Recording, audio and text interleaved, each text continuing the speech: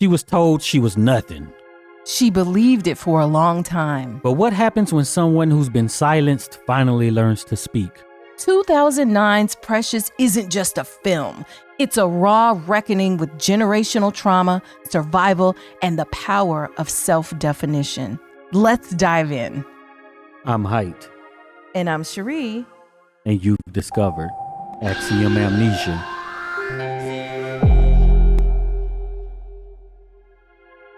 We want to thank all of the supporters who helped to make this video possible.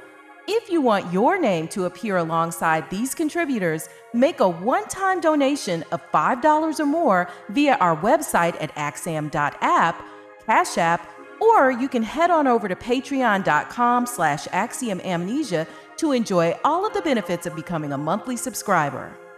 The executive producers of this video are Cassie Waller-Rayborn and Dejanay Dior, who requested this film through Axiom Amnesia's Deep Dive on Demand program that we'll tell you more about later. If you haven't seen Precious and you don't want it spoiled, you might want to click off and then come back. That's right. So let's start with the film background. The director of the film is Lee Daniels. And this was a film that was adapted from Sapphire's novel called Push. And actually, didn't you tell me that Sapphire makes a cameo appearance late in the film? Yeah, she's in the film. And it was also produced by Oprah Winfrey, Tyler Perry, and also Lee Daniels, of course. And I just want to say something about Tyler Perry, because if you're watching this later, Tyler Perry just released a film last week called Straw that we covered, and actually I'll just link it in the description if you want to watch our review and discussion about that movie. But there have been a lot of issues bubbling up regarding Black women's struggle stories. People saying they don't want to see it. That is traumatic. That is whatever. And I think that this story is, before Straw, there was Precious. So, and many other stories as well. And so I just wanted to wonder if, and go to the comments and let us know kind of where do you stand on this? Because I think that some of the vitriol we hear is because people don't want to be reminded. And I heard it best said actually with Taraji P. Henson, who is the star of Straw, who said, if it's triggering you, maybe you need to address that. Yeah. But so my thing is that, okay, so really what you want is you want certain people's lives and issues to be totally ignored. Mm-hmm. Right? People who are struggling with issues, you say, don't show any of those issues. We don't want to hear about that. Just show good things, right? Help us to promote the stuff that causes other people to live in turmoil and struggle and everything. Listen. Promote that. And just, because if you think about it, then you might have to do something about it or want to do something about it, right? And you're like, no, we don't want to have to even deal with thinking about it. Mm-hmm, and that's really what it comes down to. And everyone, I would say everyone who feels like that's what it means. But you want to avoid this thing, and the effects of that is it getting worse. So that's what you're calling for. But I see this is connected very much to I'm sitting this one out when you see stuff happening that maybe you should be involved with. If it doesn't serve me, I'm getting rid of it. And then this helps this helps you to ignore very real issues. And then to other people who say, well, I'm not saying don't show this. I'm just saying, where are the stories about prosperous Black women? We see stories like that all the time, more than the struggle stories. If you think about Hidden Figures and all of these other stories, and that is technically a struggle, but it's a triumph. Okay, the reality is there is no such thing as being Black in America or probably anywhere else in the world without some level of struggle upon you. All right, but let's just look at Tyler Perry. What films did he make, and what are those people, right? Why Did I Get Married? What are those people's roles? Exactly. Right? That isn't a struggle film. Well, and how about the fact that, some people will be, it's struggle marriages and our struggled life. But listen, the thing is that people's lives have struggle. It doesn't matter how rich or not that you are. But I think that's what they're talking about. They're not. You don't want to see the poor people is what you mean. Yeah, that's what they're saying. But like in all of those stories, so Divorce in the Black and a Medea Homecoming, all that stuff. Like those stories aren't about struggle and stuff. You know what I'm And there saying? isn't zero representation of people who have money, because these people got houses and whatever, Yeah, and they're and like, other I'm stuff. a lawyer, in these I'm a Medea- doctor, I'm Yeah. a this, I'm a that, and yeah. So when you talk about people who are prosperous, he did the Oval and Beauty in the Black and the 688, and And if what you I'm want to saying, take it back, Sisters even and- before Tyler Perry, if you want to take it back to like the 90s and stuff, all of those kind of films that were black, they were black prosperity, especially like the comedy ones, the romantic comedies. We did Thin Line Between Love and Hate on this channel. Like, they were rich. This was rich black people. You look at even Eve's Bayou, that focused on a particular thing, but they were basically essentially rich. Okay. So there are stories like that. Yeah, And you got Bel Air is on right now. You know what I'm saying? It's just so many. The college show, Blackish, Grownish. You know what I'm saying? The Game, yeah. the Upshaws, the Wonder Years, P Valley. I don't know. That might be one. So I go back to what Taraji said. Look, if it's triggering you, then just go Harlem. ahead and address that, and keep it moving. But I would say, and of course you have the right to watch or not watch anything you want to watch. But I don't know, the arguments against it and all of this bubbling up, and I don't like it. I think there's no thought behind it. You just heard something, it sounded good, and you parrot that. Yeah, well, that's really with everything, right? Yeah. It sounded good to you because you weren't educated on. Because all you got to do is go look and see what's out there, and then you would be like, oh, there's an overwhelmingly number of media about people prospering, black people. Because that's the preface for this story, which is, I don't know, I go back and forth, like, is this worse than The Color Purple? And listen, yeah, it's just, whoa, The Color Purple, ooh. This is, I feel like this is worse. But let me know in the comments what y'all think. Is this worse than The Color Purple? Let me know.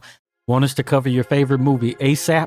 A one-time contribution of just $50 or more to Axiom Amnesia gets you a deep dive on demand, a 30-minute discussion on any film you choose. It's easy. Step 1, send $50 via our website, axiom.app, where you can pay via card, Apple Pay, or you can pay directly via Cash App at $Axiom Amnesia. See the links below.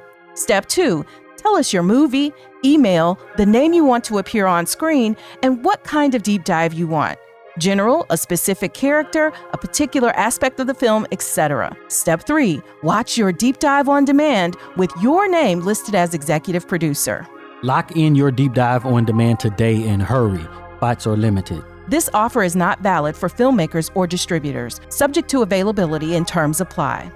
This film, though, Precious, did win 2 Academy Awards, including Best Supporting Actress, Monique. She got Best Supporting. And let's just remind you that this is the film that also got Monique blacklisted for a while, kind of got her canceled by, Oprah, Tyler Perry, Lee Daniels. Well, I don't know so much Tyler Perry, but definitely Oprah and Lee Daniels she kind of came for, because I think she said she was paid $50,000 for her role in this film. And she did it like as a favor to a friend. And then they wanted her to go and promote the film abroad. And that wasn't, something that they had discussed. And she was like, well, am I going to get paid for this? And, she wasn't going to be paid for it. So she refused to do that. And then there was just this falling out, and they did a public she called them out publicly, and that caused a lot of problems. But since then, she did go back, and she was in another Lee Daniels film, later, because we saw her in what was that with Andra Day, where they got The Haunting. We covered that on this channel too. The Deliverance. Yes, the movie The Deliverance. And so that was Lee Daniels, and that was kind of them making up. He gave her a role, and, so they have patched up their relationship. So that was kind of the fallout that came from this. But I thought it was like amazing that she did get an award, an Academy Award for this film. And it was widely acclaimed because it was brutally honest. And everybody talks about Monique's performance. Wait, what? You say this was brutally honest? The film was brutally honest. Precious. That's what they felt. Oh, that it was brutally honest. Yes, okay. People felt that the film was brutally honest, and her performance, talking about Monique's performance, was amazing. But it was criticized for some people for perpetuating stereotypes. So, as always, there's the just kind of mixed reviews because of the portrayal of what it might be like, fictional characters, but what it might be like for some Black folks and whatever. Did you read the book? I did not read the book. Okay. Anybody in the comments read the book? Let us know, and how different it was than the film and what you thought of the book. So let's talk about the cast. Precious, played by introducing Gabourey Sidibe. Gabourey played this role, okay? It was the first time I had ever seen her. I don't know if it was her first acting job, but it was the first time I'd ever seen her, and I thought she did really well. But she plays Precious, who is this traumatized but deeply resilient teenager who slowly learns to kind of fight for herself, stand up for herself in a world where, nobody's been standing in the gap for her. Then we mentioned Monique. She plays Mary, who's Precious's mother.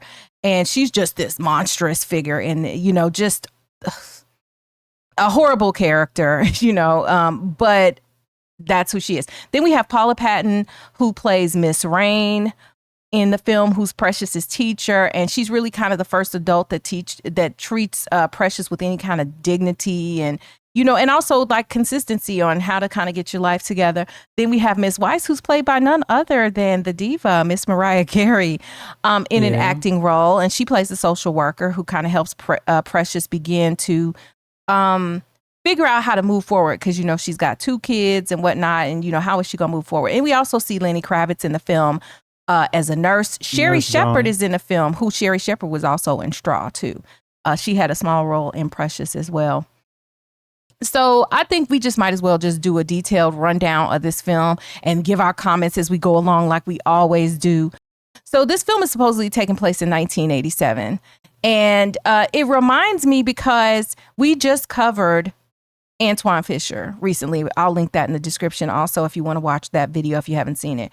And so Antwone Fisher also, was it 1987 that it took place? Or, I think that was kind of the setting for Antwone Fisher. And there are a lot of parallels between this and Antwone Fisher. But her name is Clarice Precious Jones. And so she's, Precious, the main character.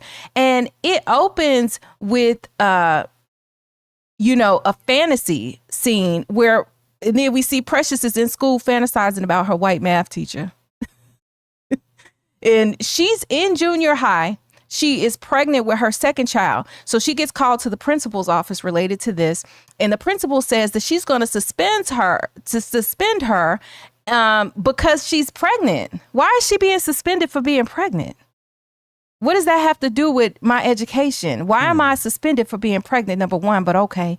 And then she says, well, there's something going on at home. There's something going on at home. And look, it's so unrealistic if something is going home to expect the child to just tell you this.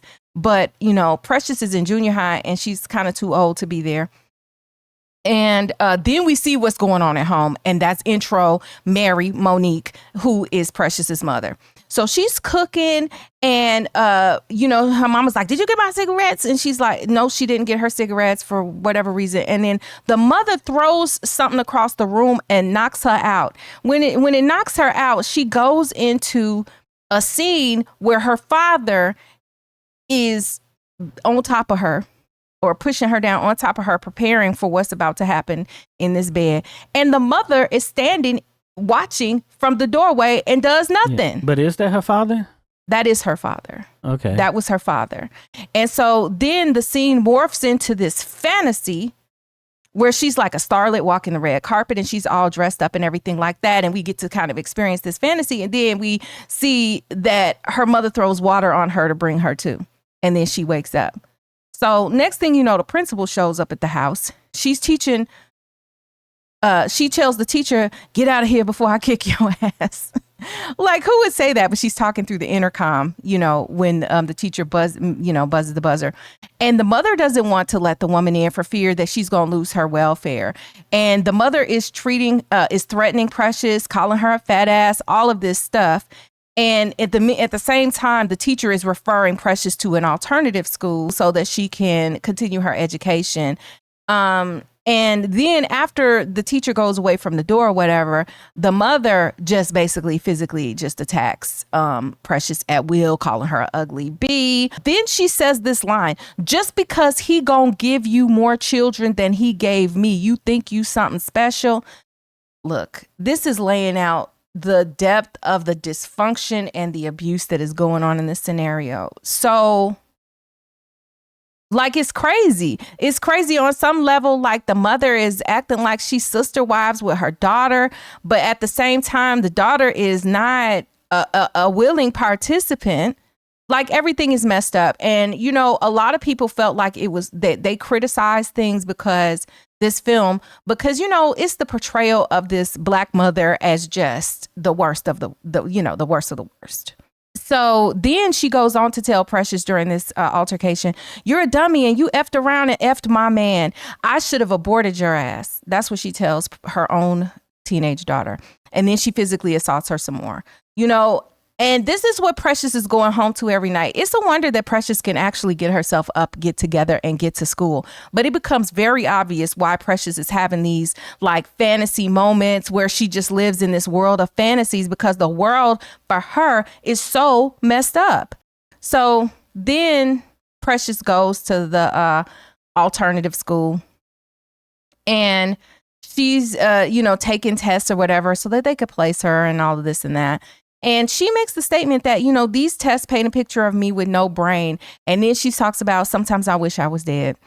And then she's walking down the street and some boys knock her down. She passes out, has a whole nother fantasy of her as a model with a love interest and whatever. And then we look at Precious when she's getting ready for school, now that she's gotten enrolled at this alternative school.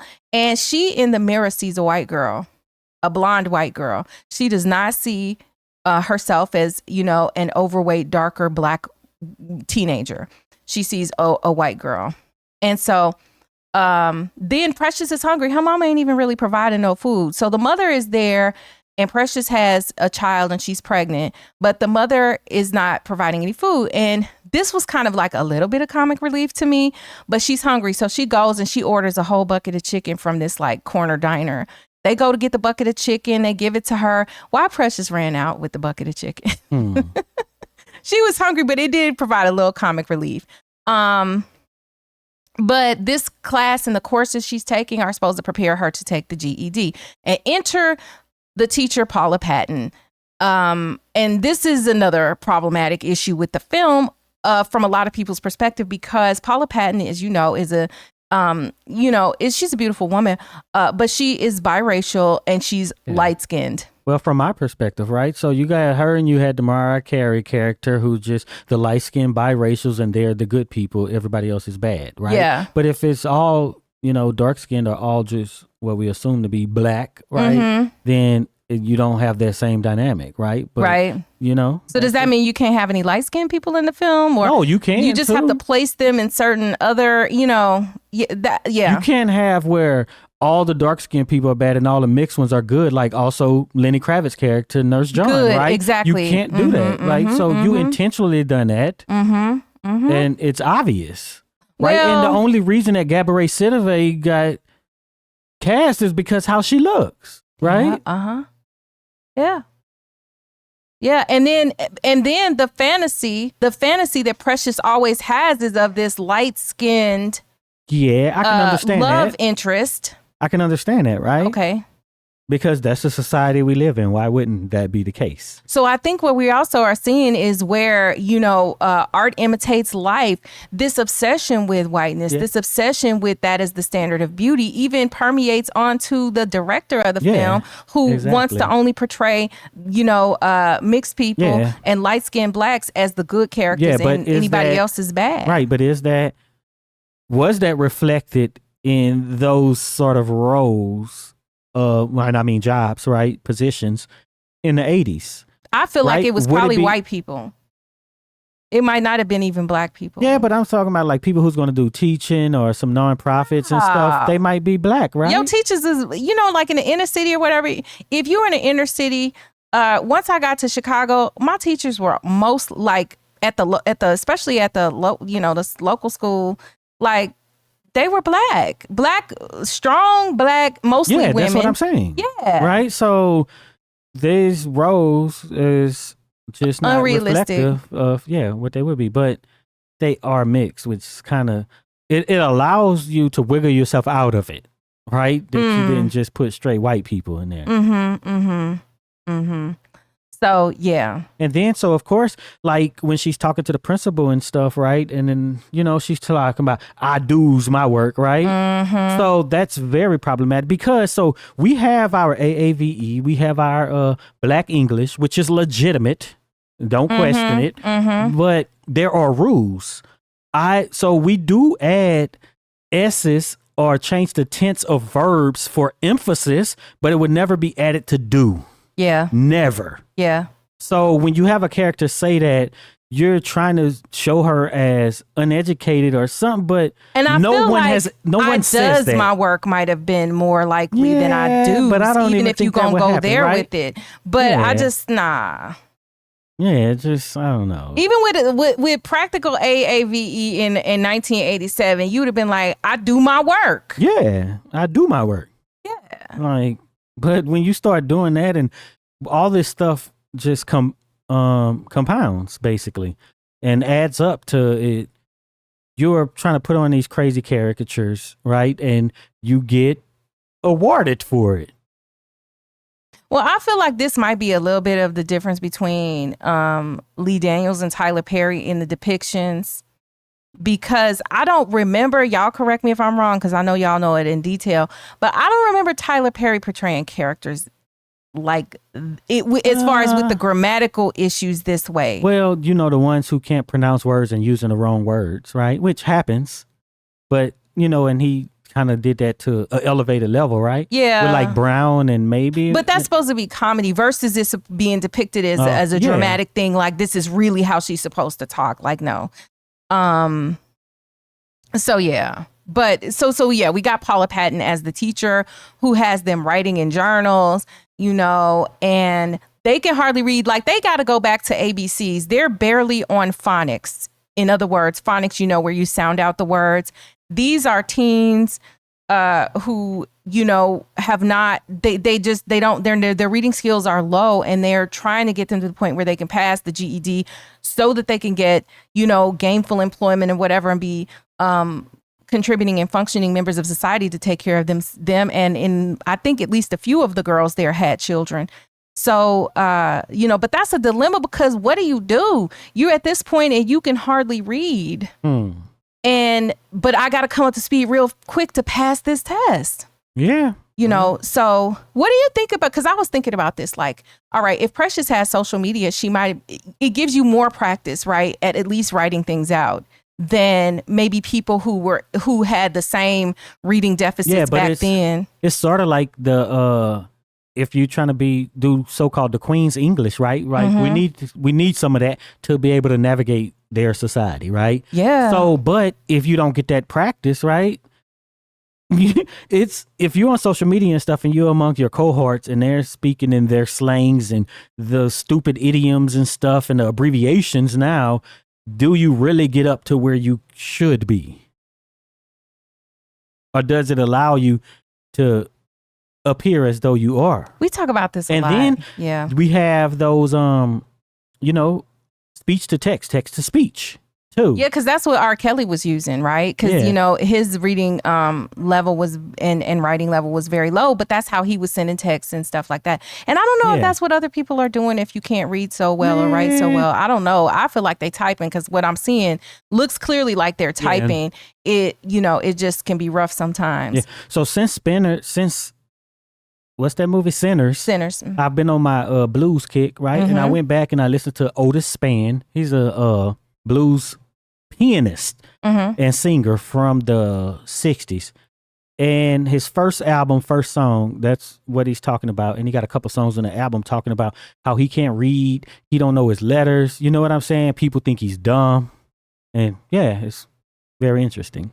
And that's so wild, because, the inability to read doesn't have anything to do with intelligence level. Right. Yeah. It's just a deficit. And, we see it a lot more we used to see it a lot more, but also people who can't read so well, they or might be functionally illiterate, they have ways to work around so that they're not embarrassed, right? So that they don't have to divulge that they may not be able to read that well. Yeah. And so, but yeah, this is what the teacher is facing, Paula Patton's character, because she's got to bring these girls up to speed quickly, but she essentially is teaching them how to read. And so you see Precious in the class, and this girl, they're literally writing alphabet letters on the board. And at one point, Precious writes the letter F, and then a girl in the class is like, F for fat. And when I tell you Precious went over there and whooped that ass, because... And the girl deserved it, because sometimes you got to pop out and show, and that's what she did. And I was like, I don't even blame Precious, because Precious didn't seem like she was aggressing toward people, but she wasn't going to let you knock her around either, but then she goes home and she got her mama talk about, forget about school, take your butt to the welfare office, go to the welfare, because you got to keep this money coming in. Doing too much. And then she go, you ain't cook no collard greens with the pig feet, this pot that didn't look very appealing, and I wasn't quite sure what it was. That was the biggest pig feet I've ever seen in my life. That's some huge pigs. And so Mary is like to Precious, you didn't cook no collard greens, blah blah blah blah blah. So Precious is just having fantasies now again about having a better relationship with her mother. But what's so funny about the fantasy is they're in this big house and everything's wonderful. And Precious's mother telling her to go ahead, eat up, eat, right? But she's saying the same crazy stuff, but she's saying it in a nice voice in the fantasy. So she's like, eat up, you fat, eat up, or whatever she's saying to her in the fantasy, which was kind of like the more humor that is infused to try to help you digest the foolishness and the dysfunction you see on the screen. On the screen. And she wants to have a better relationship with her mother, clearly. And so then we also find out that Precious's first baby has Down syndrome. The baby's name is Mongoloid, and they call her Mongo for short. Bruh, y'all doing too much. He was doing entirely too much. What? I don't know. Is it in the book? This is one of them things, like, I need to know. Tell me, is this in the book? Y'all let us know in the comments, because this is like, wait a minute, hold on. What? Every single thing is just terrible about everybody. So yeah, so then the baby though stays with Precious's grandmother and only comes by when the grandmother brings the baby by for social worker visits, so that she can so that Precious's mother can continue getting aid for Precious and this baby. And so then Precious finally goes into the welfare office. Who is the welfare social worker? Mariah Carey. The greatest. The great Mariah Carey. And she plays Miss Weiss. And so Precious divulges even more just horrific things. Like, she explains how she had her first baby on the floor at home, and how people were surprised she ain't never been to no doctor. And then, after this, she's, back in school. We see kind of her progress, and Precious is learning, and she's talking about, she's reading, learning, writing in her journal. And she says, I'm going to teach my baby all of this. Like, she's going to teach her child everything she's learning, because goodness knows that Mary, I don't know what Mary did, if anything, what Mary taught her. I mean, Mary probably taught her to cook some, because she was in there cooking. So, but, she taught her things to serve her. You're right. Yeah. So I have in my notes, the Black English, the AAV in this film was just totally missing the mark. So there were just, more comments. And then, another thing I noted, because now here we have the second light-skinned interracial person who is introduced into the film, who is a good character, so you got all of these, all of these Black folks who are, just bad, that are darker skinned, and then all of the light skinned people are just amazing in the film. And I have a problem with that depiction. So then Precious is at school, and she goes into labor. And when she comes out, has the new baby and everything, Lenny Kravitz is there as her as the nurse's aide, actually. And the social worker is trying to get her, that's Mariah Carey's character, trying to get her to put her kids up for adoption. Well, ask her if she wants to put her kids up for adoption. Precious is 17. Both of them or just? Both of them. Okay. Precious is 17.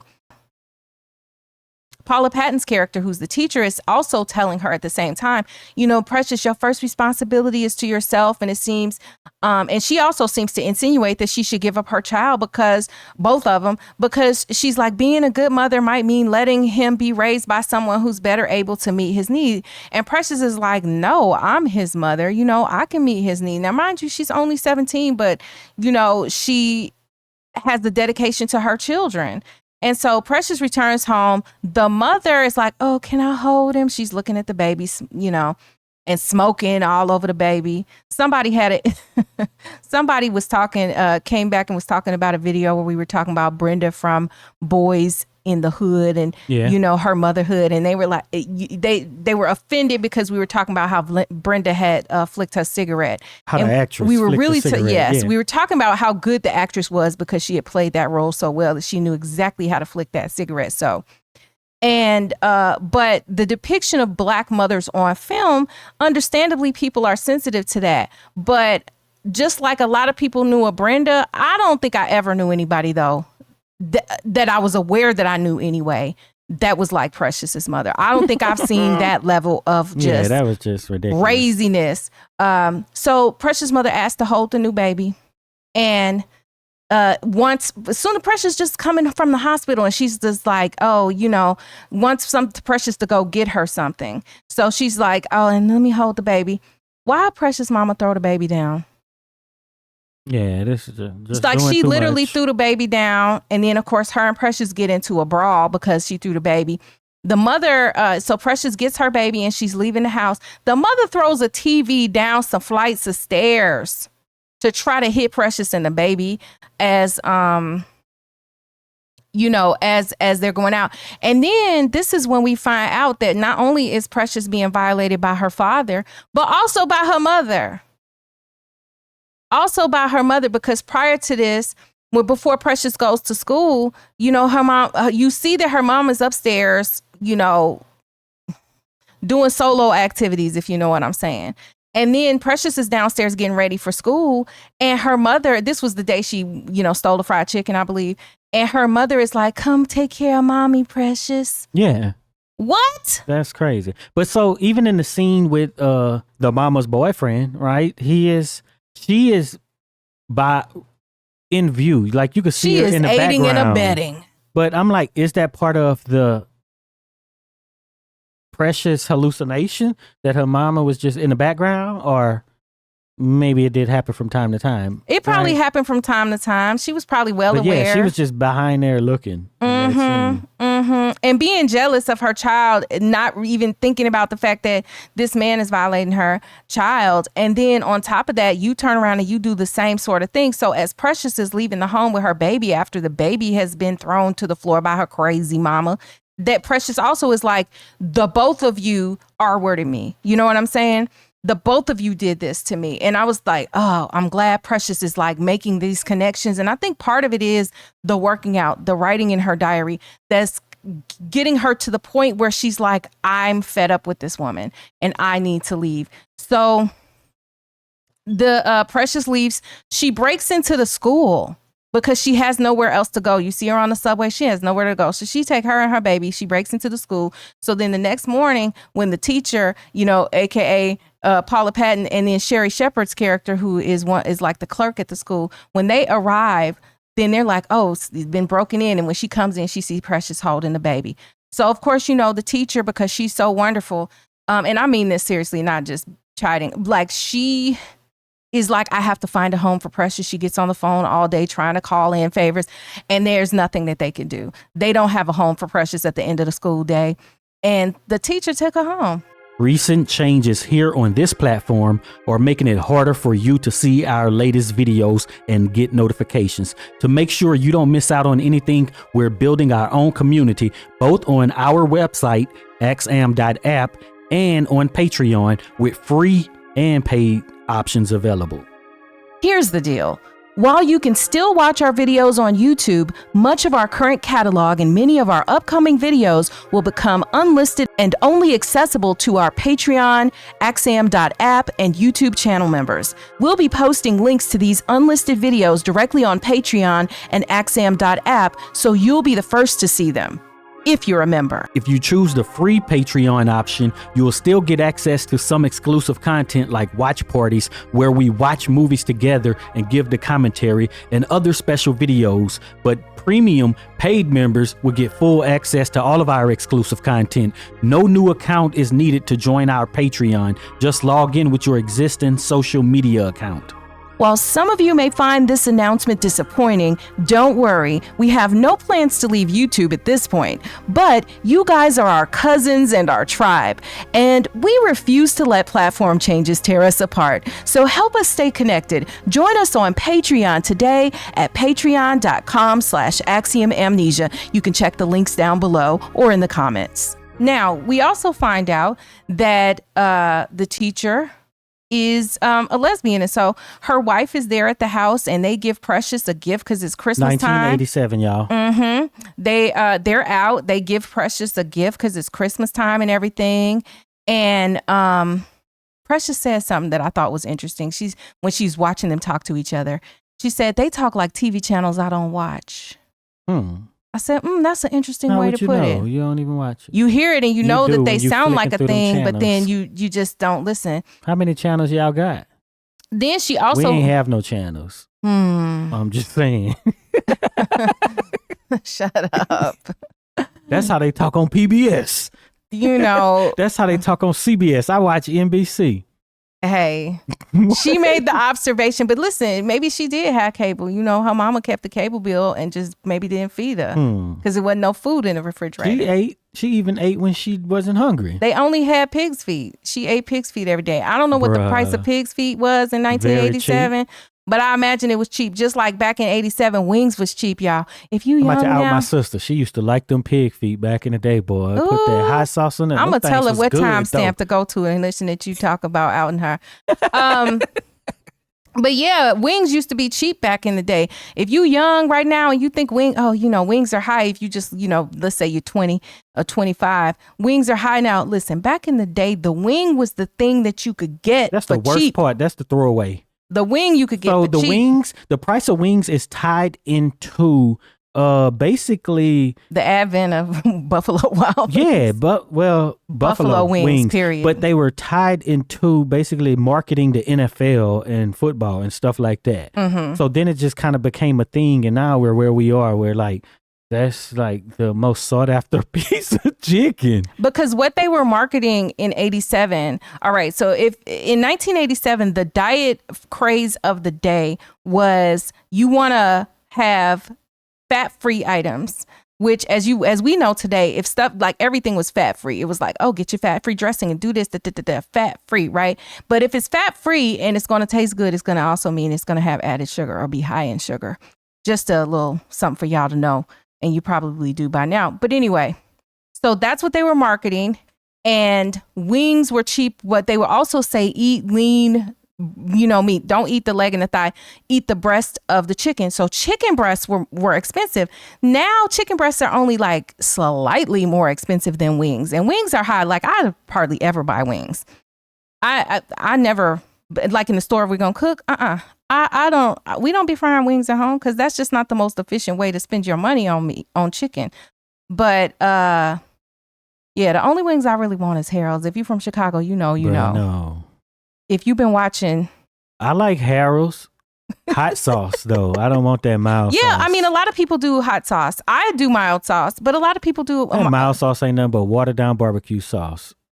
Please don't come for me in the comments. Listen, if you've been watching reviews of Harold's Chicken out of Chicago and you're from anywhere else and you never tasted it and you go to Harold's Chicken, You know, you just They don't were even getting know. lemon pepper chicken. Yeah, lemon pepper and Harold's don't go together. That's something new. That's some people who done bought a franchise and they said we're gonna do lemon peppers. If you from Chicago, lemon pepper, you can get that at J&J Fish. They have lemon pepper chicken wings, but that is historically not a Harold's thing. Historically, Harold's is wings with upon white Harold's bread. not maintaining their brand right then. Well, they probably not. Wings on white bread with fries in the same container, fried, you know, and obviously the wings are fried, and then a sauce added upon which is sometimes like a sweet barbecue sauce if you get mild sauce, or it can vary because all Harold's are not equal. It's not like McDonald's where there's a standard. So people are like, look, standards. I only eat at the Harold's that's over on Wabash. That's why you can't say Harold's chicken is good. You got to say this one Harold's restaurant is good. I have a favorite Harold's, but even the lowest Harold's aside, I haven't been around when these lemon pepper chicken Harold's. But even that, it's like even the worst Harold's still got good chicken. Yeah, okay, but you have your favorite. If you got all this other stuff on the menu, people like, oh, I heard Harold's was good. They're going to get what they order in other places. So you shouldn't have all that on the menu. That's Harold's Listen, fault. If you go to a fancy restaurant, you got to know how to order your whatever you want to order. If you order in a steak, you got to know how to order your steak. Y'all want to know a secret, though? And if you go to Harold's, you need to know how to order your Harold's. What's the secret? That fried chicken ain't a big thing in Louisiana.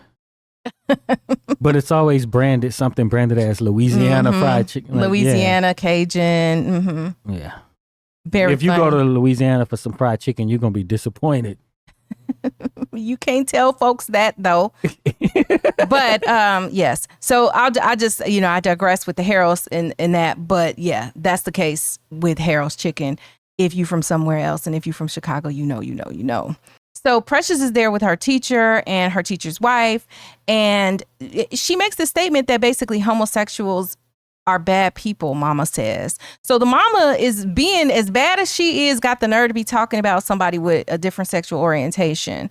Like, look. But what is her mama doing, though, with her daughter? Yeah. And so then she's like, but it seemed to me like they never did anything wrong to me, and they nice, and they done gave me a gift at Christmas. They took me in when I didn't have a place to go. But yet, so this is where she's really realizing how off base her mother is for probably everything she taught her, or most of it, right? So Precious is now raising her son. She's in a halfway house. And the mother comes to visit her. And I don't know if you call it a halfway house, but I think that might be what it's called. But anyway, she's living in a place where it's like you have a halfway house is only from prison. Okay, so it's not a halfway house, but she's living in a place where you have a room, and she is, it's a room with her and her baby, but it's a temporary spot until she can get her apartment, right? So her mother comes to visit her there, and it's like, your daddy's dead. He had AIDS. Then it's like just when you thought things couldn't get worse for her at this point in time. Now, people may not be thinking, if you're younger now, you don't realize how big it was, but HIV and AIDS, and we talk about this all the time, was a huge, it was a huge issue, both medically, socially, and in other ways. And so for her to say this at this point in time, it was like a death sentence.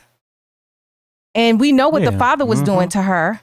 Yep. So we know that the mother and and Precious just asked her mama if she was okay, and basically you need to go get checked out. And the mother's like, I ain't never got it because I never let him do it in the the back parts, the butt. Yes. And so she go, you better get checked, ma. And then the mother's like, you coming home? And Precious just walks away and goes back to her room. But that was one of those myths, right? Oh, only gay people can do this. And get this. Mostly gay men, right? Right. At the time. Because when it started, it really blew up within that community at that time. So then we see Precious going to get a test. And then we find out that Precious is HIV positive. And so then she's not acting right in class when she's in class and the teacher's trying to push her. You haven't written anything. What's going on? And then Precious just basically blurts out that she's HIV positive in front of her whole class. And then she cusses the teacher out. Yeah. The class seemed pretty understanding, though. They were. Odd to me at the time. And then Precious in her rant said some things that just really broke my heart. She was like, I ain't never had a boyfriend.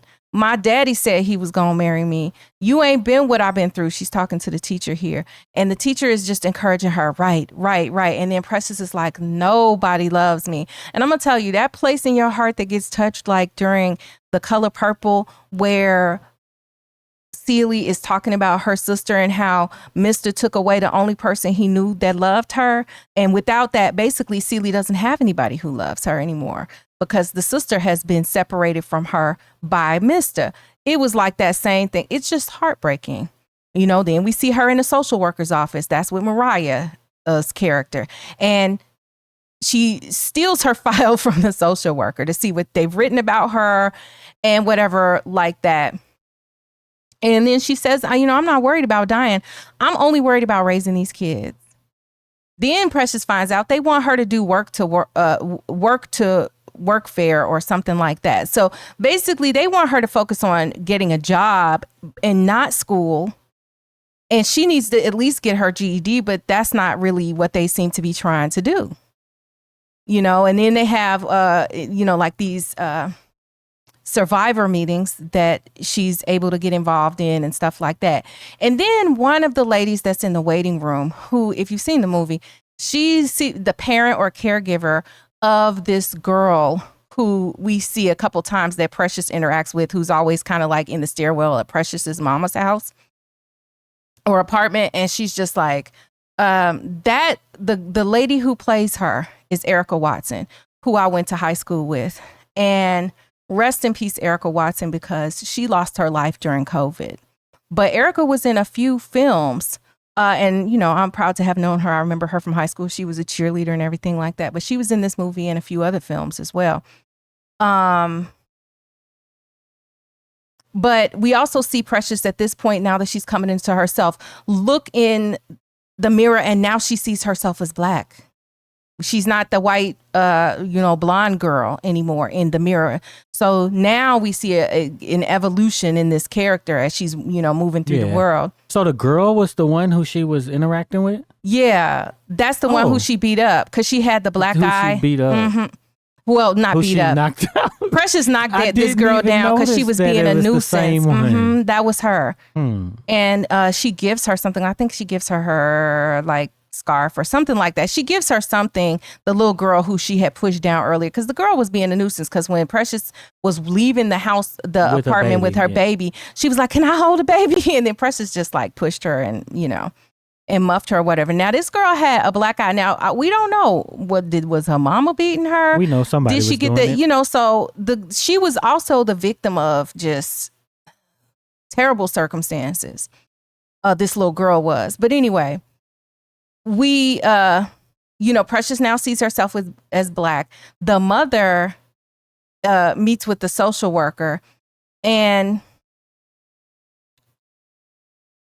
the social worker tells her, "Hey, your mama wants to meet." Precious agrees. The mother Mary comes to the meeting with Mariah, the social worker, and so she's there at the meeting and she's trying to impress the social worker because, she has been trained, right? Because she's been fooling the people who have come by the house to, do the checks and whatever they have to do. She's been fooling them. So she puts on her game face and she's like, there was a time we loved Precious. And she was just in the meeting trying to be, fake. And she didn't even know when Precious was born. They were... So Mariah's character says, "Hey, let's talk about the physical and sexual acts of things that occurred in your household." And then we find out Precious was 3 years old when it started. And then Mary tells this horrific story of how she was nursing Precious. And then Carl was, doing his business, if you will, in the same bed. And then he reached over and, started, with the child. And I'm like, now I don't know if this was, I guess this was when she was 3. So she was still breastfeeding at 3. And it's just exasperating. It's terrible. And so then she got the nerve to be like, "You're judging me. I had a man and a child that I had to take care of both of them." This is what she's saying. Precious's mother, to defend what has happened to Precious. And, she said they were doing the do, and then he reached over and he would touch the baby, and then she I guess was objecting, and he said, "Shut your fat ass up." And then she said, "Well, what did you do?" And she said, "I shut my fat ass up." And she talks about basically wanting this intimacy with her man, and that was my man, and he wanted my daughter, and that's why I hated her. So this is her explaining why she hates her child, which is so freaking dysfunctional. Instead of taking care of your child, you treating your child and being jealous of your child. That's crazy. That's just so crazy to me. I don't even know what to say. I wanted to take a frying pan and come through the screen. It was just horrible. So then she goes on to be accusatory toward her, and she says, she let my man have her and she ain't say nothing. The baby was 3 when this started.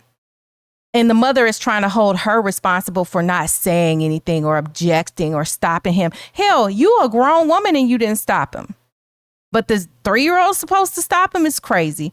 So then she said, well, who else was going to love me? And this is why her explanation for why she did what she did to Precious. So she let the man turn around and do it. Then she turned around and did it. And after all this happens, Precious leaves and tells her mother she ain't gonna see her no more. That's it.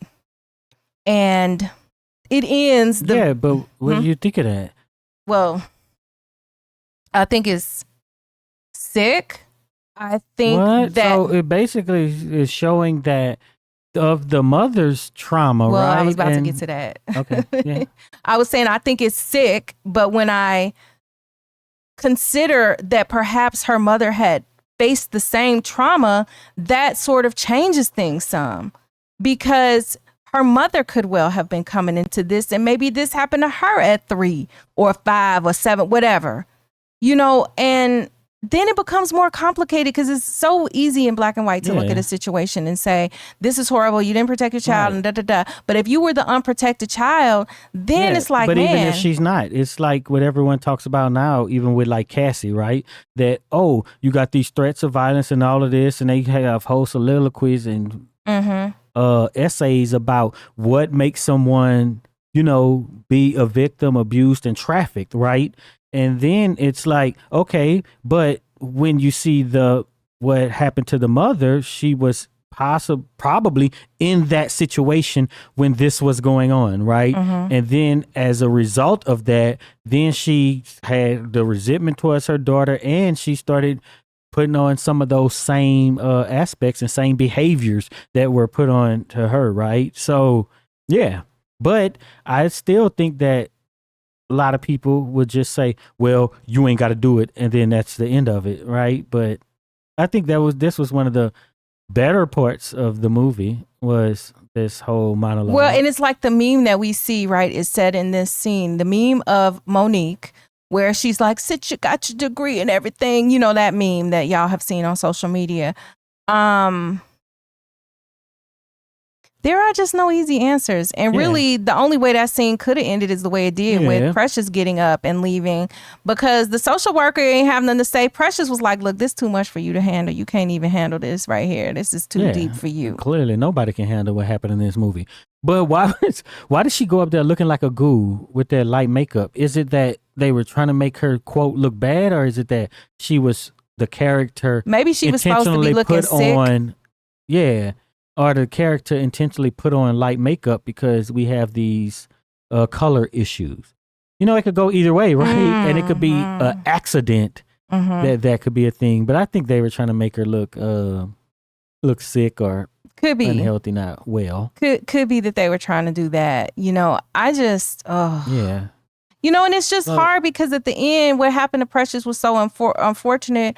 But so many of these stories, like I think about, the Women of Brewster Place and, For Color Girls and all of these different stories, even The Color Purple, where you just got multi-generational trauma. Things where people are doing things and things have been done to the people who later become the perpetrators. And it's very complicated. But at some point, I do have to suggest that there is a point of awareness that you are dysfunctional. Now, maybe you don't know what to do to help fix that. But there is a point of awareness where you have to go, maybe I should get some help, or maybe you're not capable of doing that. I don't know. I don't want to just be making excuses. But at the same time, I also don't want to say, well, since, the mother might have had these things happen to her, then somehow, I don't know how much grace is given, should be given or whatever, but somehow what she did to the daughter, Yeah, well. I don't know how to reconcile that. And that's why this movie is so disturbing. People have been asking of us to cover this movie for a few years. So at what point was she on a couch with the first daughter? The mother? Yeah. That was when the social worker came by, right? So the mother's mother brought the granddaughter over so that the social worker could come see, and then the mama could pretend like she was being a good grandmother, so on. So that was toward the, almost beginning of the movie.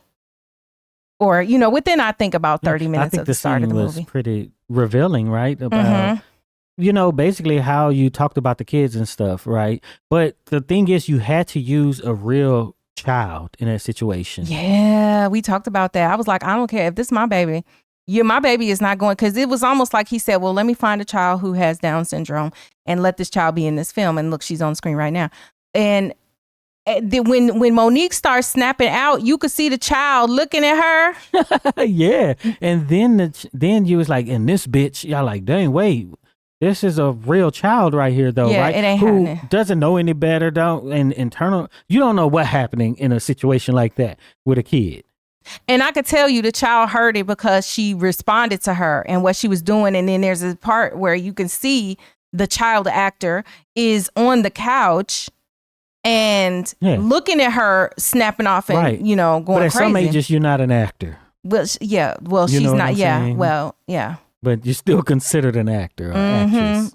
And she was young. So like, even if she, and I don't know what degree to which maybe she may have had any issues, understanding things, but even a child that young might have had, any child that young could have problems understanding, right? So then when you talk about being in this acting situation, she don't know if she for real or not. She's treating her mean. Like, I don't know, my child ain't finna be in this movie. I can tell you that. No, not happening. But because I don't, maybe I just would like, I can't see where there was care given to that, because the way the film is trying to make this movie the way we want to make it. And they just said, we that's talked just about your this price. maybe a couple times, right? That's what they do. They don't care if even you as a person got to bring up all your traumas into the film, as long as, and we see what happened, as long as we get paid and get the accolades. Whatever we leave, whatever trail we leave behind, so be it. Man, we seen where Lee Daniels went from here, right? And Monique, we seen where exactly. Monique said that he was around there not treating folk right and not doing them right, and that was what she was calling out, because she talked about another woman who was on the set or doing something on the set, like for him to get the perfect shot, she was like sweeping the street and cleaning dog poop off the street. Like, this ain't this lady's job, but she's trying to do every little thing, and and how Lee basically was acting like a diva and stuff like that. Exactly, but that's a lot was in filmmaking and stuff, right? I don't care what I'm doing, because a lot of people are just self-serving. I need to get what I'm getting out of here, and I'm just using all these people, right? Especially even if it's something simple. I want my vision out. I don't care what I leave in my wake. I want this film done the way I want it done for, the sake of my vision. And I don't care how much of people's money and time I'm wasting. I have this filmmaker friend on Facebook, and he was talking about how I wish I remembered. It's a certain movie that they basically scrapped, and it was like a $10 million scene, and they just wasted it, right? And he was like, yeah, and I go to Warner Brothers, and they like, oh, this won't work out for $10 million. You know what I'm saying? And yeah, that's what, but it's cost a lot of money to get people's things out, but it cost a lot of people in terms of their mental health too. The people who are involved in making the films. Yeah. And we see that like with, I'm sure Gabourey faced it. And in fact, I think she was nominated for Best Actress that year. Actually, Gabourey was. And I'm glad that she was able, because I think the next thing I really saw her in was Empire after this, but yeah. she was also in a couple of movies there, and she pops up here and there and things, and I'm glad that she continues to act. And I mean, her life has obviously changed because this has been a lot of years since 2009. She's married, she got twins now, and and I'm happy for the life as an actress that she seems to have created for herself, because she did get a big break for this. More roles because if this was 10 years earlier, that probably would have been her last role, really. First, last, and only, right? Yeah. But this was amazing. Like, she was standout in this. And you ever see an actor and you wonder how much of it is acting? Because there's the part of Monique where I'm like, damn, did you experience it where it's not even almost acting? Did something like this happen? I don't know what your relationship with your parents was, but she had, she has talked about her stand-up, yeah. She's talked about her family a lot, and it just, I'm like, okay, are you portraying somebody and maybe amped up, channeling that? I don't know. That's still acting, but I don't know if it was that good to the level of what's supposed to be the top award, right, for a supporting actress. I don't think, or the best. I don't know. I didn't read the book, so I don't know about it. Won the Academy Award for Best Adapted Screenplay. So maybe the way they did that, but the output of it from only seeing the movie, it doesn't fly for me. How do you think that the other actors did in the film? I think Mariah did better than I expected. Yeah. I mean, it certainly is better than Glitter. Was it? What? Like her portrayal was maybe better than Glitter. I don't think it was. I think she was good in Glitter. I think this was more of a stretch, her being a regular person. Right? But which is why I think it was better. Yeah, in Glitter, she was just like herself. When you bring up Glitter, everybody's just like, oh, it's just bad, and then there's this stamp on it, right? Because supposedly everything was bad about it. Because I don't think everything was bad about Glitter. Yeah, and I think Mariah wasn't bad as an actor in Glitter. I'm just saying I think this was more of a stretch. It's kind of like Whitney Houston in Bodyguard. But I think it's pretty easy to play a famous singer. Yeah, but this was a much smaller role. Right? It was. You just got to look weird. Like, oh, this messed up. Like, basically, that's what she done. But I just think that, with her very New York accent. So even I loved it. Yeah. I don't know. Maybe was it Paula Patton? Where I think she had some parts that were like, all right, you had to really do, but I think her role didn't require a lot. So it's really only these two that we could really really only look at. Yeah, the focus was mainly on them. But I think they did well. And then I was glad to see Sherry Shepherd. And like y'all already know if you watched our discussion on Straw, I think Sherry Shepherd was like the standout in Straw. I think she was amazing. And I was reminded, because we had watched this movie before we saw Straw, I was reminded that she was in Precious. Because I don't know, a while ago, some months ago, when I hadn't seen Precious in some years, somebody was, I was getting even confused on which one was Mariah. Was Mariah the teacher? Was Mariah and somebody in the comments, I had to have y'all, be like, which one? Tell me, y'all, because I hadn't seen the film in a while. But now that I've refreshed, I can just say that, like, do you call this a good movie? No, I don't call it a good movie, but the NAACP thought it was good. Well, the Image Awards, they did pretty good there. I don't know. I don't see it as a good movie. It's not like I'm not going to watch it again, probably, if I don't have to. Well, it's not like I'm not about to just start cranking up Beloved. This is up there. I don't put it up there with Beloved. Beloved is better as a story to me. Yeah. I'm talking about on the merits of whether or not I want to see a good story, that I'm not going to watch this movie. Yeah, this movie was just trauma on trauma, but I still feel the story should have been told, and then I'm okay with them telling it. And then early on, when somebody say, I do's my work, I'm not trying to watch that and being serious about it. Well, I feel like the problems with the film... I is learning. Come on now. The problems with the film are why I don't want to watch it again. I don't want to watch something that feels damn near like a white savior movie, but just with, biracial people instead. I have issues with that. So it's like, oh, what is that movie? The Blind Side. I like Sandra Bullock, but I don't like white savior movies. And it was a complete lie. Yeah. So then there's that. So it's whatever, I guess, people bring to the table. But definitely, to me, Gabourey Sidibe, memorable. I adored her ever since I saw her in this, because I had the interviews she was doing to contrast to her with her character on here, and I was I'm like, not gonna lie, I like off. savior movies. Why? Sometimes they're good. Like the story itself is good. Like Freedom Riders and stuff like that. It's like, all right. You know what I'm saying? It's just don't make me question that.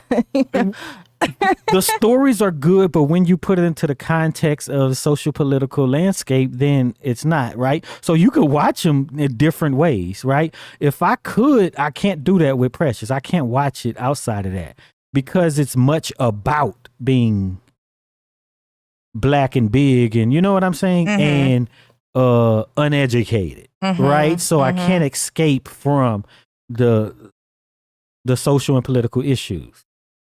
So yeah, I think that's the hard thing. I had white teachers. You know what I'm saying, right? Well, and that's the crazy thing, right? Because I had a really good English teacher at Tuskegee when I was there, and he was a white teacher, and he was like the only white teacher I had at Tuskegee. Actually, he was really good. Yeah. I had a lot of people know I'm like a science guy. You know what I'm saying? I had a high school science teacher. I took him for about 5 classes, and I'm not exaggerating. Even though I was there 4 years, maybe at least 4 classes. Let me see. Well, maybe 5. But he was really good, and he was a white dude. You know what I'm saying? So it's not about the fact that we interact with white people or that they can mentor or anything like that. It is specifically the idea of a story where you got all these black people, many of whom could have been able-bodied, but it takes for, a white person to come out of left field to save a day. Like that so it's triggers like me. If I make a movie about myself and I talk about this teacher who pushed me in science to do whatever, and let's say I was a success story, because I'm not, you know what I'm saying? Yeah. If he pushed me, then that would be a white savior story. I guess if it only focuses around the relationship with a white teacher. Yeah, but if a big part of my story is science, and then I had this teacher that really pushed me to do. Yeah. I mean, so like I think we should be transparent in the people who have impacted us. And obviously, we have interacted with people who are not black, and and even in those circumstances, it's not a thing. I'm not like, oh my God, my teacher is white. Even at an HBCU, it's just I recognized that he was white. Obviously, it was kind of clear. But he was a great teacher all through high school. My teachers, by the time I got to that level, were diverse, right? And so, of course, but it's just in the context of, I don't know, I'm triggered by that. In the context of, like I said, plenty of able-bodied black folks around who can help. It takes somebody from way outside to come. Yeah, but it's that we don't have all those stories, and that's what makes it the issue, right? Is that when the stories are told, it's only told from that perspective. But if there was a gamut of different portrayals in that sort of sense, then it would be better. And it could be that it's happening now, but we're still have our old impressions of how things were. Too. And that's just a part. Like I think about forever. Dangerous Minds, which soundtrack had like one of the biggest songs that crossed over, rest in peace, Coolio.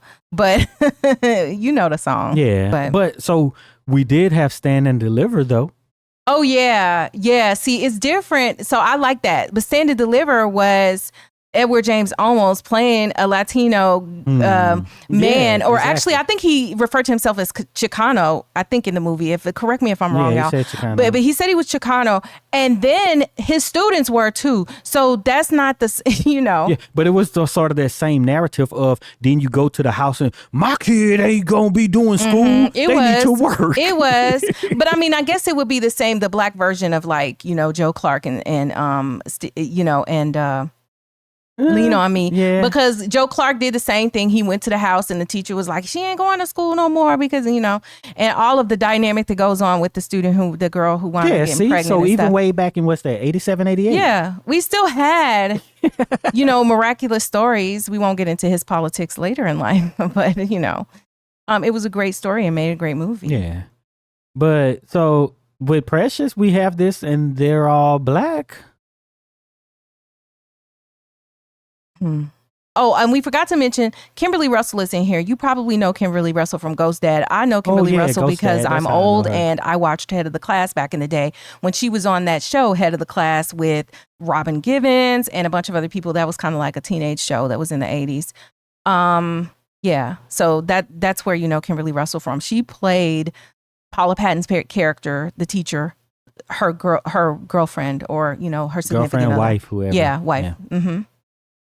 But that's it. Yeah. So let us know in the comments, like, what do you think about this? Especially the component about Precious's mother, and like, how do we divide that? You know, it gets murky if you consider what baggage she may have brought to the table that had been thrust upon her from her own upbringing, and you know, any abuse or whatever that she may have encountered in her life that isn't spelled out in the film, but it's troublesome. But let us know what you think in the comments. I also want to thank so much the executive producers of this video, Cassie Waller-Rayborn and Dejanay Dior. If you made it this far, type "I do's my work" in the comments so we'll know you're one of the real ones who stick around to the end. And be sure to check out the video that's on the screen right now. And also go to axiom.app, where you'll find all of our recent videos across all of our channels in one place, where they'll link you back to YouTube where you can watch them here.